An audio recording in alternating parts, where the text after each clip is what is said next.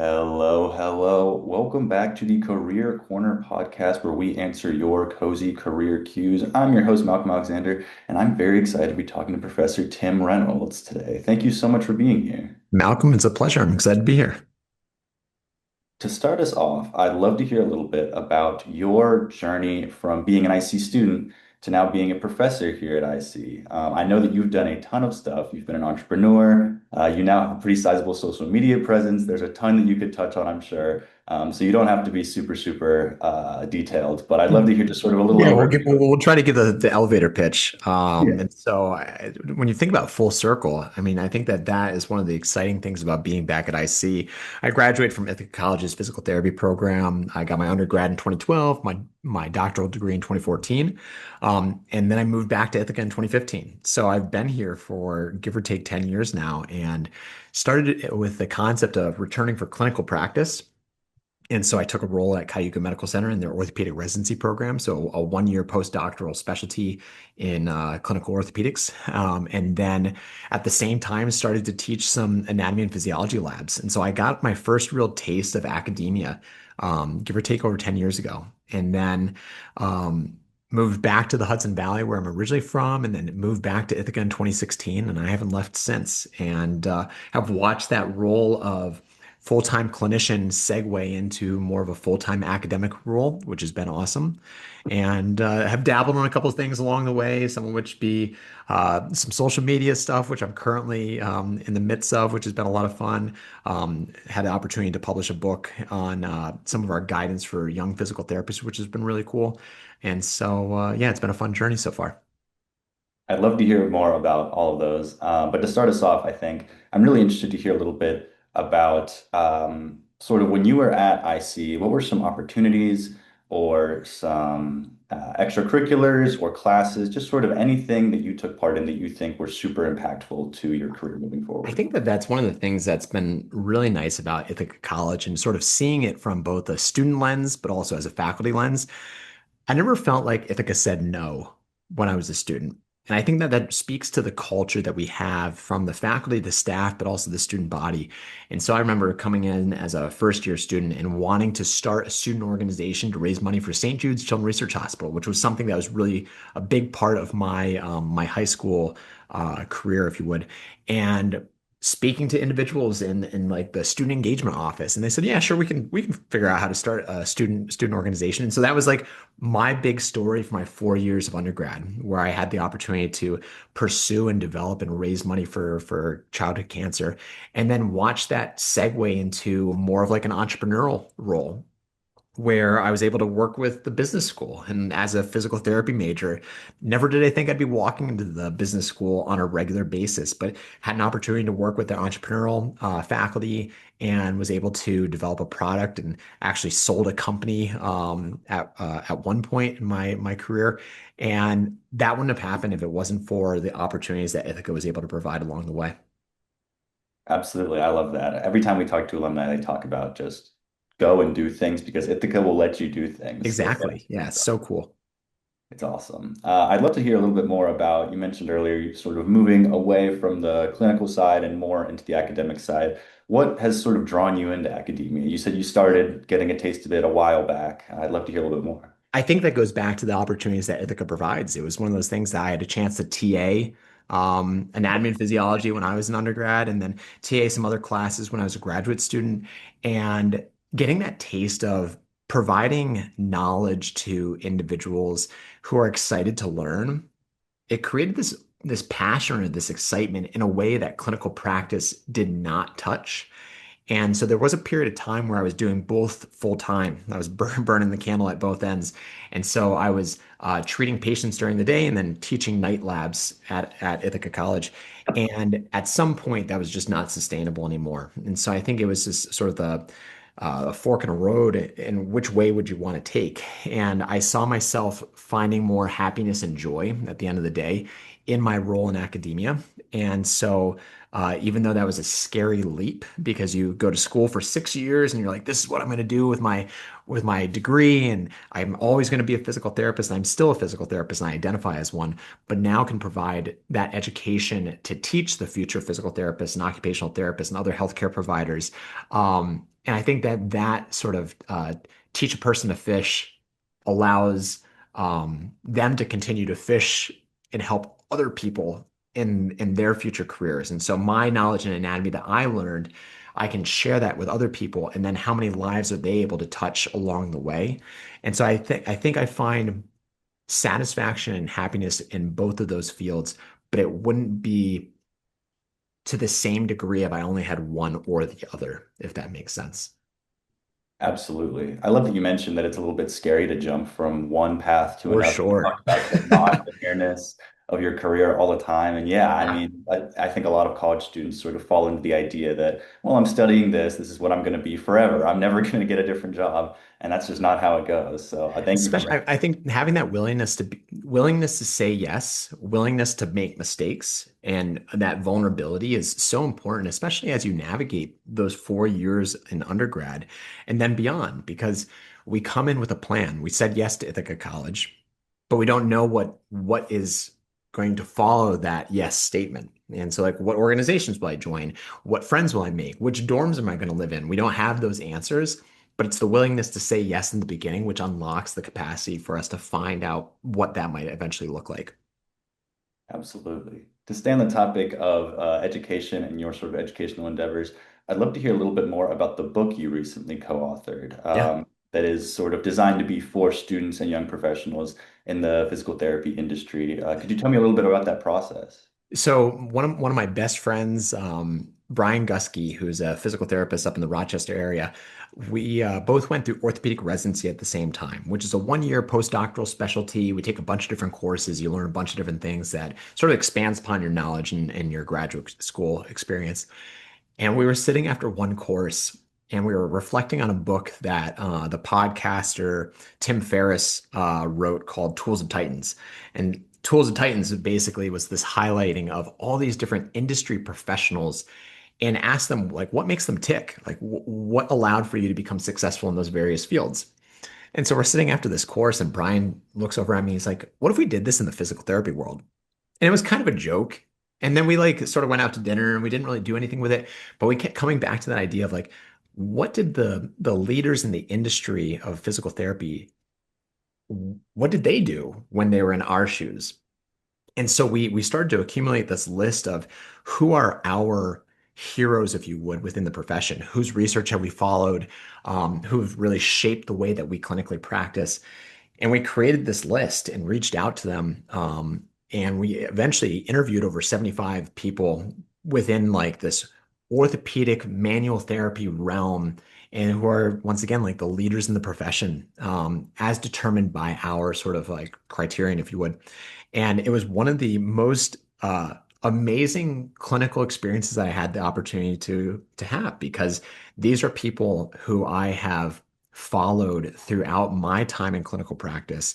I have read their articles, I've taught their research, their philosophies, and now I was able to have a conversation like you and I are having.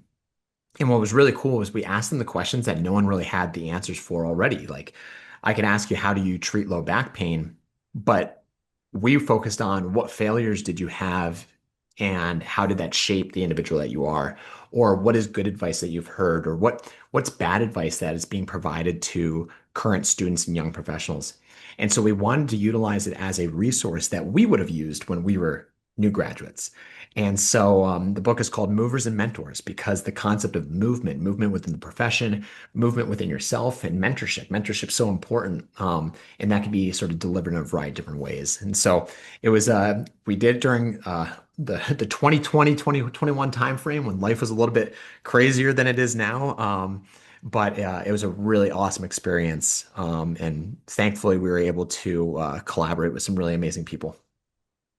That's so cool. It's such a great idea for a book. And it's really interesting that, I mean, doing 75 interviews, that takes a lot of sort of interpersonal communication skills. Are there any skills that you think PT students or young professionals maybe should think about outside of really good clinical knowledge or the skills that you pick up in your residency? I mean, you just hit the nail on the head, right? Your ability to communicate is probably the most important and undervalued skill set within the profession.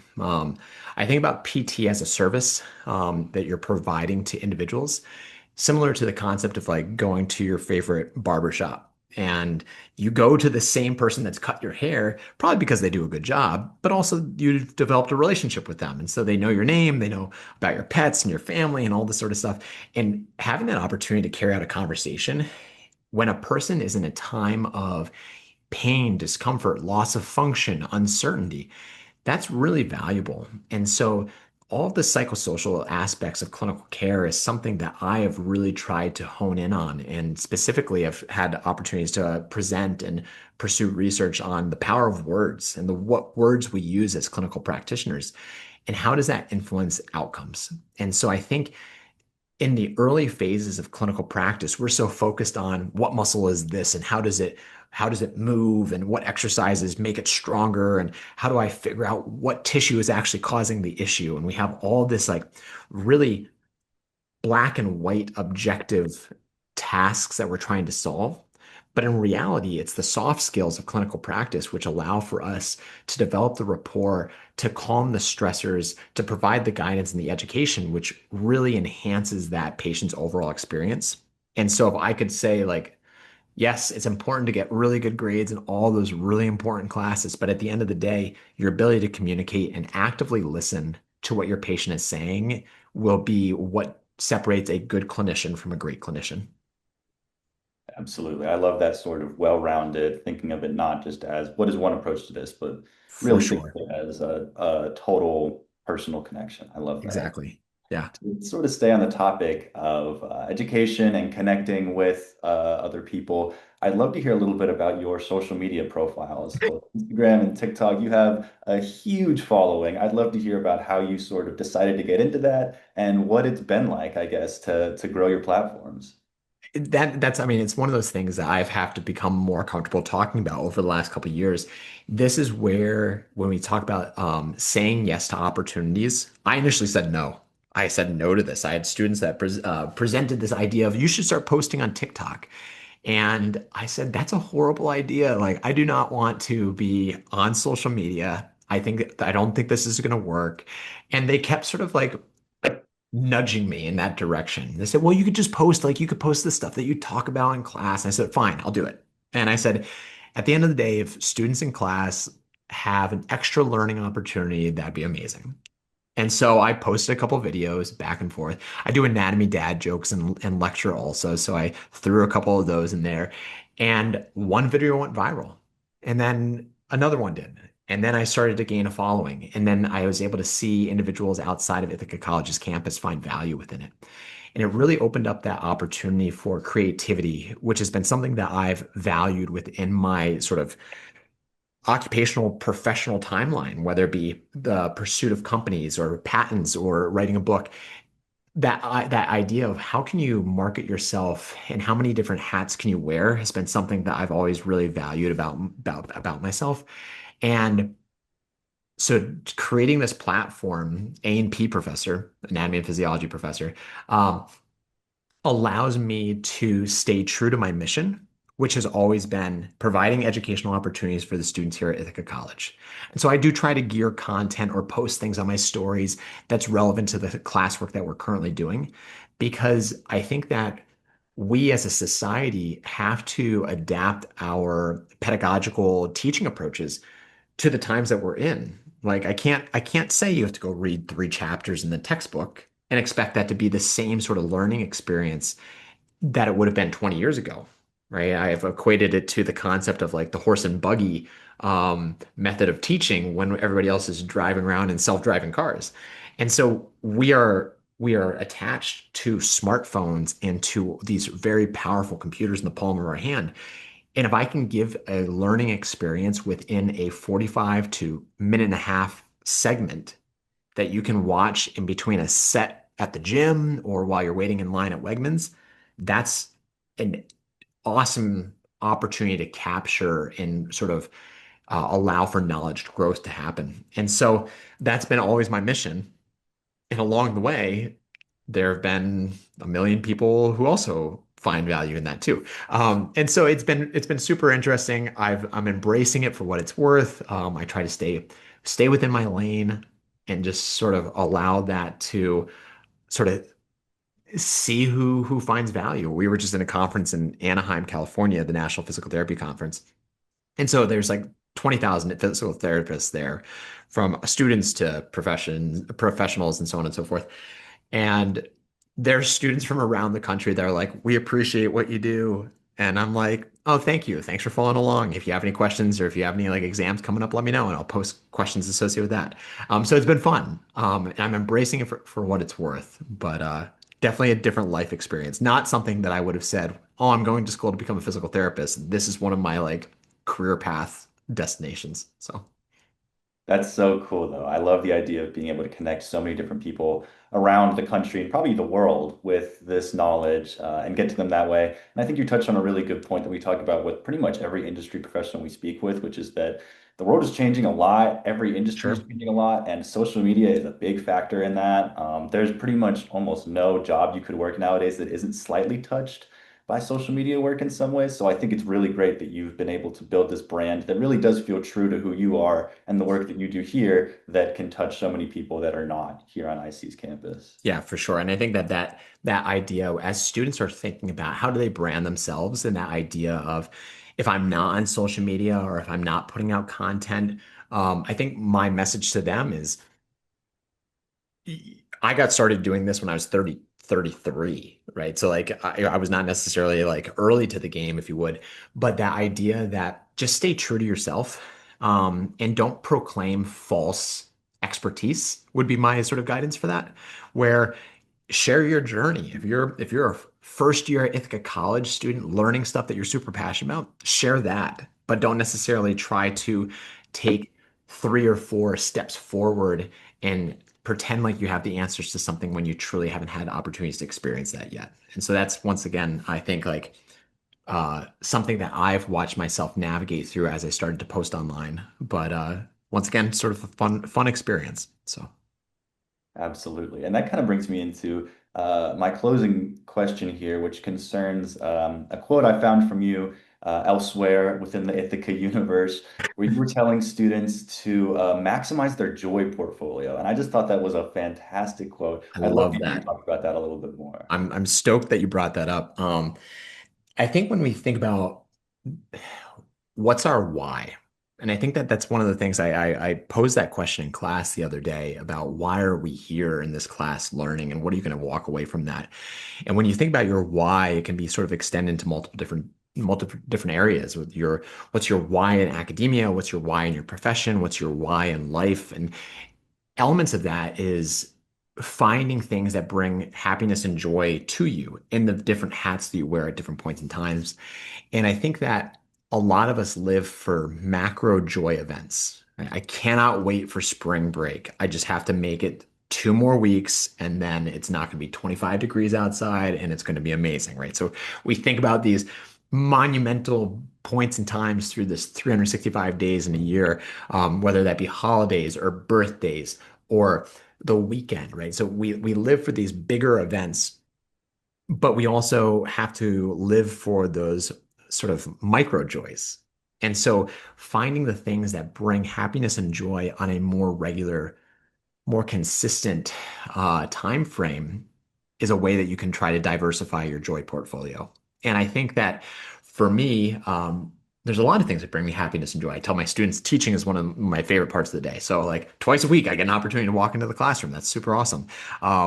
When the weather's nice, quote unquote, going out and hiking and enjoying the beauty that Ithaca has to offer is something that brings me happiness and joy. But if I were only going to silo one of those elements, it really sort of pigeonholes my opportunity to experience and take satisfaction in the amazing opportunities that either this campus or that this life allows for us to have. And so I think thinking about the things that bring you to happiness and joy, and as you're pursuing a profession, trying to see how can happiness and joy be integrated into that profession have been really valuable for me. And so when they talk about if you enjoy what you do, you don't work a day in your life.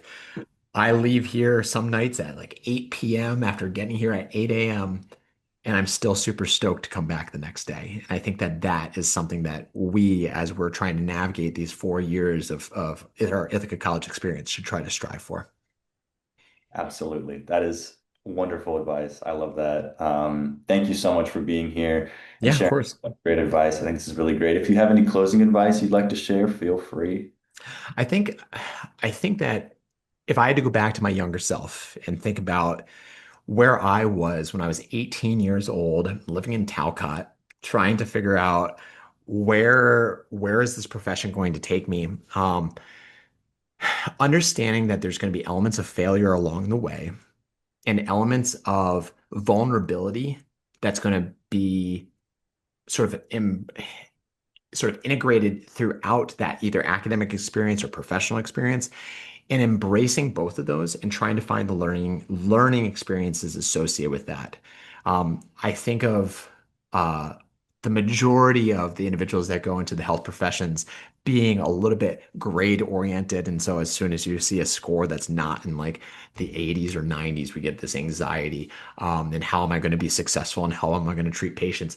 But embracing failure and using it as a learning opportunity. I know it's kind of cliche, but I fail on a daily basis with patients, and I will continue to fail. I'll fail next week with patients. And that failure can look in a variety of different ways, whether that be them not getting as strong as they want or still having symptoms after I perceive that this is going to be helpful. I think it's just using that as a learning experience and truly trying to learn from that is super valuable. So I would say, as you navigate this sort of career path, which has a lot of uncertainty within it, understand that there will be failures and setbacks along the way, but that does not necessarily mean it's going to be the end of the road. It potentially just opens up a door to a new beginning. Absolutely. I love that. Yeah, I mean, we're the Career Corner podcast. We talk about failure and your reaction to it all the time, and I think that's fantastic advice. Awesome. Well, thank you Malcolm, so this has much. been great. Thank you. Yeah, this has been wonderful. And thank you to our listeners for tuning in to another episode of the Career Corner podcast. We will see you again very, very shortly.